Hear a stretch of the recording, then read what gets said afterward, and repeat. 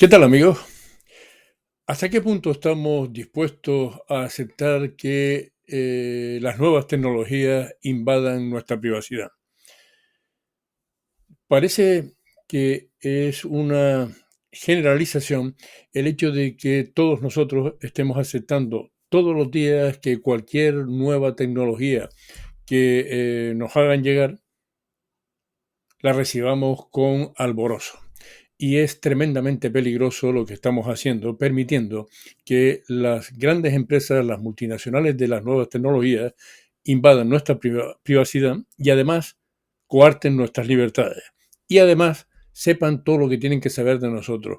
Y además eso se utilice no a favor de una vida mejor, sino todo lo contrario.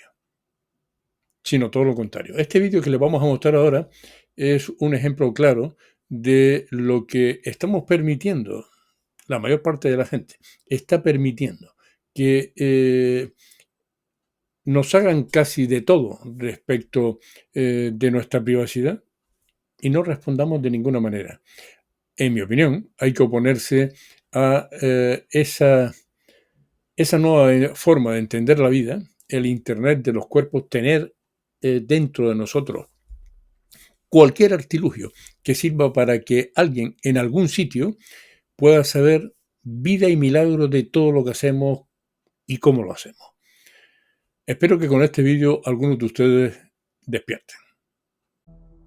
We're going to start the When Humans Become Cyborg session. You know, I always want to be a cyborg. I'm waiting for the day to become one, but let's see. Like today, we like to really talk about the recent developments of brain-computer interface and how that's really blurring the line between man and machine. There is even like devices that can collect what you're seeing, measuring your feelings either through facial recognition devices, micro muscle movements, and so on. This data is going to be stored somewhere, so it might be in a cloud service.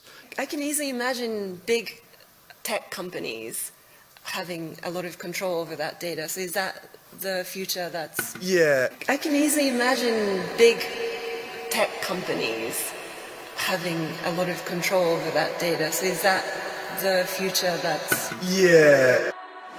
Talking about 6G earlier, which is around 2030. I would say that by then, definitely the smartphone as we know it today will not anymore be the usual kind of the most common interface. Wow. Many of these things will be built directly into our bodies. That it's indeed their goal to track every little detail of our life is explained by Michael J. Evans, president of Alibaba Group, during the World Economic Forum. We're developing, through technology, an ability for consumers to measure their own carbon footprint. What does that mean? That's where are they traveling? How are they traveling? What are they eating? What are they consuming on the platform? So, individual carbon footprint tracker. Stay tuned. We don't have it operational yet, but this is something that we're working on.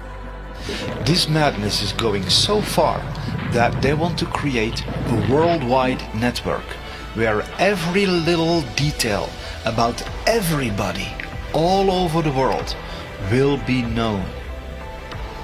This will then become the so-called Internet of Bodies.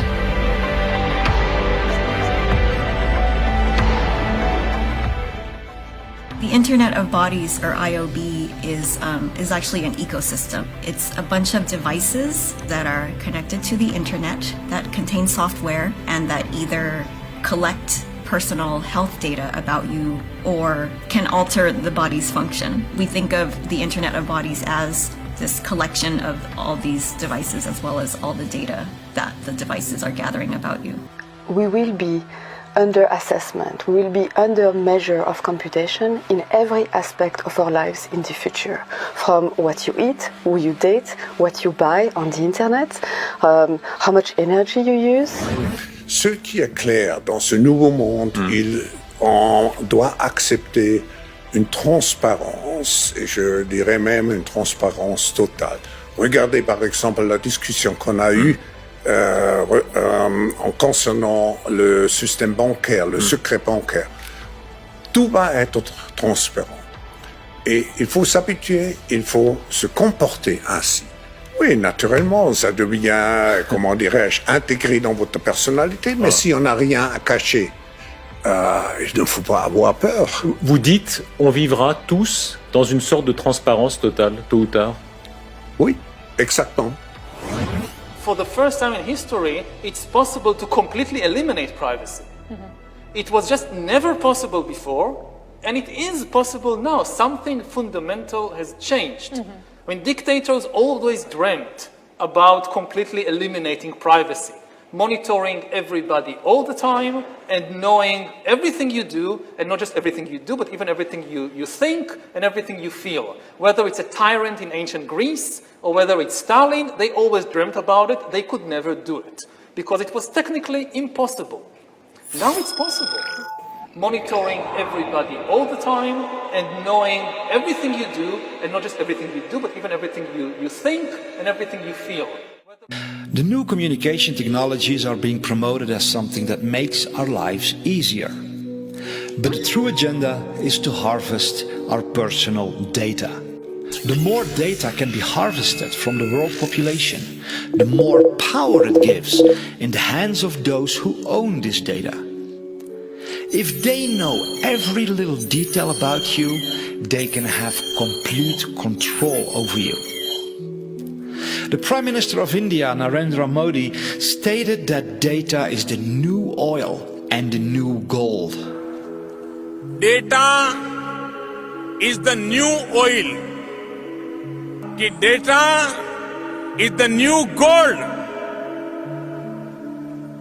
The building of a new world infrastructure that is all about data harvesting is promoted as a wonderful way to protect the Earth from climate change and build more sustainable communities. It's presented in a shiny package that will, quote-unquote, save our world. But if you listen carefully, you see the real agenda. It's all about gathering enormous amounts of this new oil and gold. Private data from every person. For many of these data harvesting technologies, it's however critical for people to remain within the perimeters of their systems. That's why there's a worldwide operation to move every person into smart cities, where they will be well within reach of the omnipresent data harvesting technologies that are the bedrock of this new society. In smart cities, people will be surrounded by smart technology. Smartphones, smart watches, smart cars, smart meters, smart lights, smart poles, smart neighborhoods, smart homes, smart appliances, smart energy, smart transportation, and many other smart technologies.